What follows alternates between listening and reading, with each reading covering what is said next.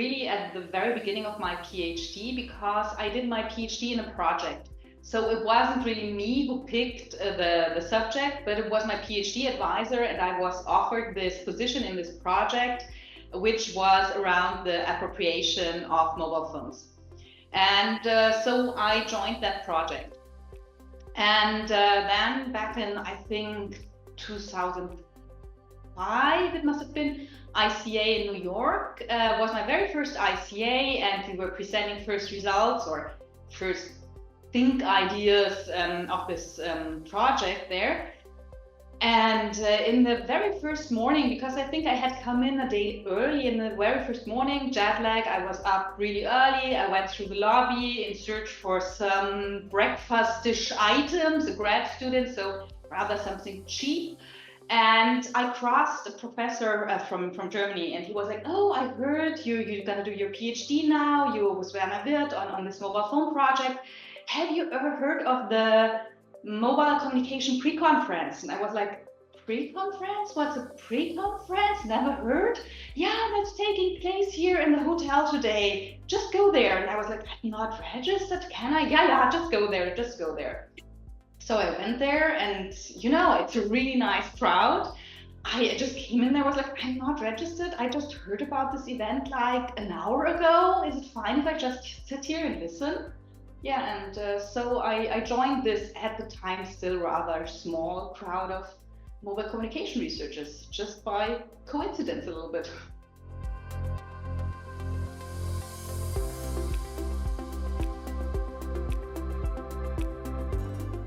My PhD advisor is Werner Wirth, and he's not really a mobile communication scholar. You will probably not know him.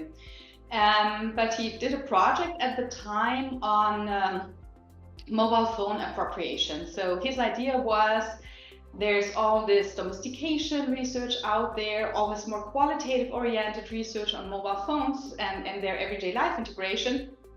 And he wanted to achieve something a little more quantifiable. That was the basic idea for the project. And there were 2 PhD students in that, me and Thilo von Pape. And together we then, over the course of our PhDs, worked on that. And the end of this joint work in the PhD project, besides our dissertations obviously, was then the MPA model, the mobile phone appropriation model.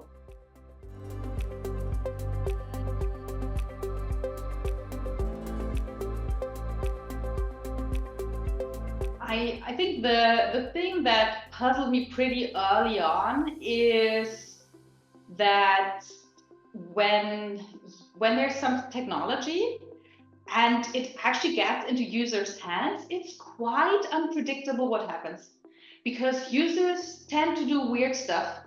Users tend to use and integrate new innovations in their lives in a way that is not necessarily in the way that those who created this innovation meant it to be. And that is something that we figured pretty early on when we researched like dumb and feature phones. I mean, back in 2004 and 2005, we didn't talk about smartphone. That was Nokia feature phones we were working with. And already then, when we had a look at that was in Germany, the time when there was a push or at the time they tried to place mobile phones for elderly in the market. And that didn't work at all, because the elderly were like, "I'm not that old, that's not me, so it doesn't fit." So we see all this these complexities around everyday life integration that go way beyond what those people who create those innovations already had in mind. And that captured my interest pretty early on. And the longer we stuck with it, and then of course media innovation happened and media evolution happened, and the smartphone came up, and that really changed the whole game.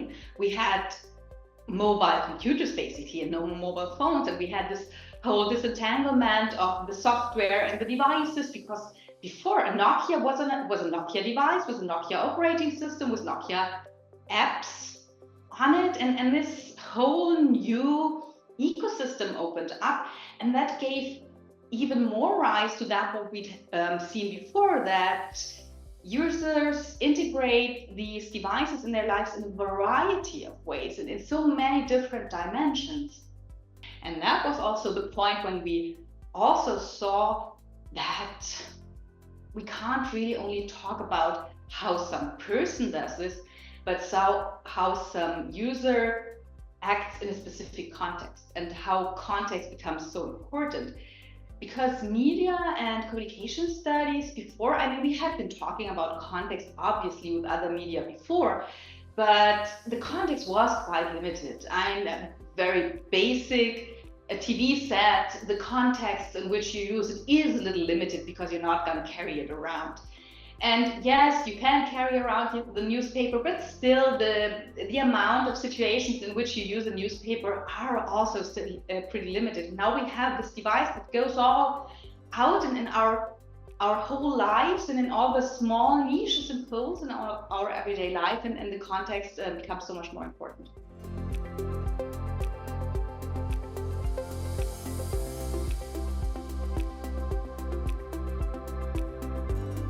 I can't really say that there's one or two traditions that we draw on, because there's so much. When we talk about our early work, that was of course influenced by domestication, by social construction of technology, but also by like theory of plant behavior and the likes. So those more quant-oriented ideas, which are all not that much necessarily tied to mobile phones or mobile media, but just technology and media innovations per se.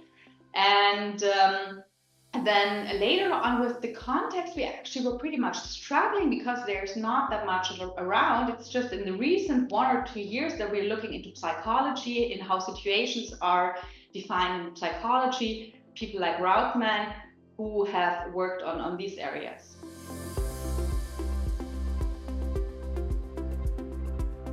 The becoming of a field is a huge topic, I think, in the field itself sometimes, because the institutionalization of mobile communication didn't really go on the traditional path.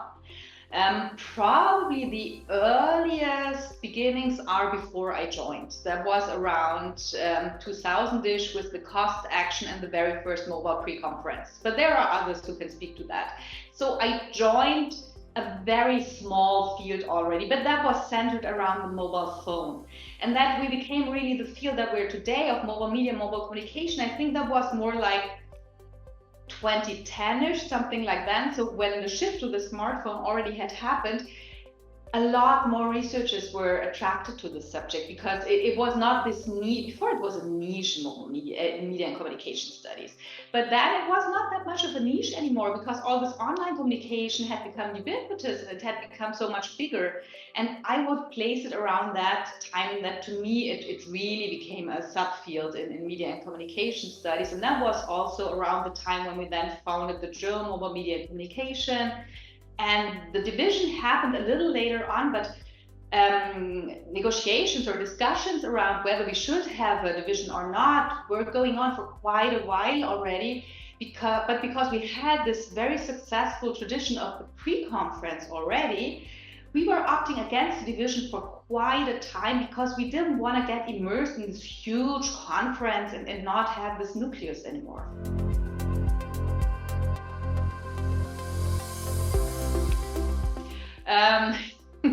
The founding of the journal was an interesting process. There was quite a bit of coincidence happening at the time. I think it was the pre-conference. Again, the pre-conference is really something important for the institutionalization of the field, in 2010 in Singapore. And that was kind of a turning point. For one, because it was an awesome pre-conference with a very nice boat ride and dinner in the evening. So for that, it was really tremendous. But it was also a bit of a turning point, I think, because that was the moment when we all started to feel that this is really growing now with smartphones. So there's really a shift here right now. But and there was also like discussions around venues at that point. So where do we send our papers? There had been like book series, but do we send our stuff to JCMC, but then or New Media Society? It was all a little scattered. So these discussions happened, but there was not really like a huge motion or something going on. Not really. but it was a bit of in the air. And back home, a few weeks later, I was actually stuck in traffic jam in the morning, and I was bored, and I started thinking. And at the time, for various reasons, I had a bit of free time at my hands because of my position and whatever. And I was like, yeah, my PhD is done. I had a pretty secure position at the time. Why not start a journal? There was consensus in Singapore that a journal would be nice, but apparently nobody has time on his or her hands to take care of it. So why not do it? I mean, remember, I had just graduated from my PhD like 2 years before. So I called Thilo, who's my earliest partner in crime in academia and ongoing. So we're still working on stuff together. And I called him. He was already in Switzerland and France at the time. I don't know. We were not at the same place anymore. And I called him, was like, Thilo, had you the same feeling in Singapore that starting a journal would be a nice idea? And he was like, yeah, let's do that. We had no clue. We had no clue how you start a journal, nothing. We were just like, yeah, let's do it. Sounds nice. And then we contacted Rich pretty early on because he had already been like this central figure in the field at the time. And he was also like, yeah, that sounds nice. I'm going to support you. And he then brought in Steve Jones, who had ample experience because of New Media in Society. And then we learned how you do it. That you actually, like a book, you write a proposal to start a journal. And this proposal has a standard format. And yeah, then we sat down and it wrote a proposal for a journal and sent it to different publishers. And then Sage accepted it, and that's how it started.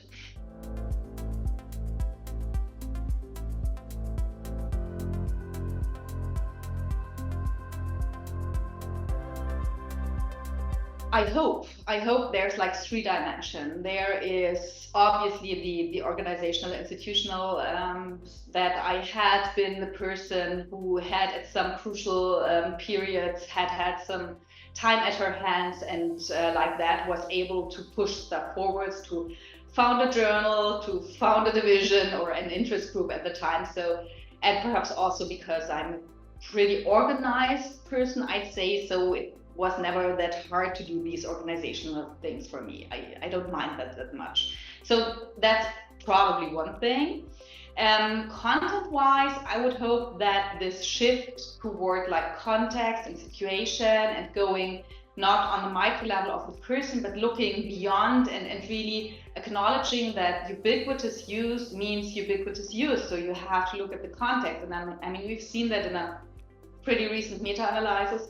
It's not published in a journal yet, but we had presented it last year at ICA, where we clearly saw that if you have a look at the variation or variance, you can see that in media use, there is only about 1/3 that can be accounted for on the personal level. And 2/3 roughly are more on the contextual level. And I mean, that's a pretty striking empirical fact for this theoretical argumentation, which led then to the niche model together with Lee Humphries and Thilo von Pape, and right now with some other colleagues, including Anna Schnauber-Stockmann and Joe Bayer and Gabby Harari.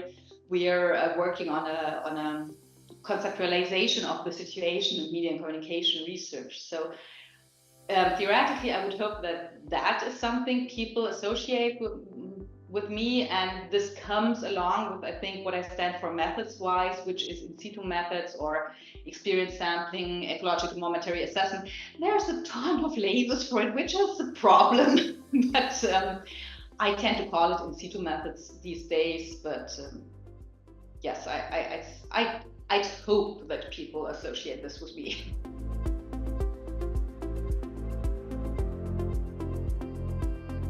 I think that we still have a bit of a strong tie to a device. I mean, it had been the very strong tie to the mobile phone in the beginning. It is still a strong tie to the smartphone. And I think that the strong tie to the device will loosen because the devices become more varied, because there's so many mobile devices like smartwatches, wearables, smart glasses, smart glasses are sort of just lurking around the corner. A lot of companies try to push them. It's not really working yet, but it's a matter of time. It will not take that long. So the shift from like the device-centeredness of the field to more like analyzing mobile media ecologies that revolve around the person and not just one device.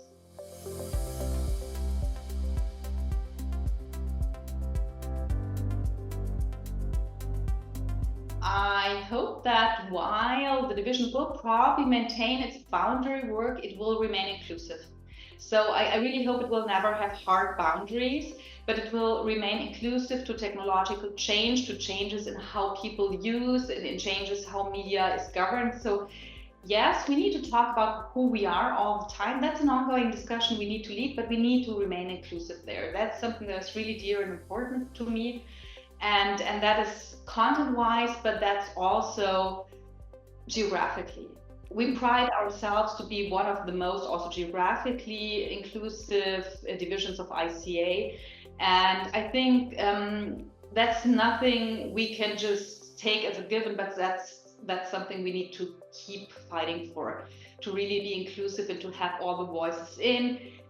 Even if that's hard sometimes, because there's language barriers, there's different traditions, cultural traditions, academic traditions, and everything like that. So keeping the conversation going can be hard sometimes. But it's our job. It's really our job to, around the globe, talk to each other as academics and come up with ideas and criticize our ideas and together push this. More the division than my work. My work's ongoing. I'm not that old yet, so I hope there's more to come, and I don't want to have final thoughts on that yet. That would be a little early. But for the division, I really hope it remains its inclusiveness, and its inclusiveness also in terms of methodologies, epistemologies, and stuff like that. In Germany, communication studies is a little narrow. And I always loved about the mobile communication community that I got in touch with scholars, with whom within Germany I would have never gotten in touch because they came from like critical studies or totally different backgrounds, methodologies like autoethnography, which I would never have gotten in contact with. And I think it will not, when a field is still evolving and small, it's easy to integrate, or it's easier to integrate everyone and to like really try to have all the voices in.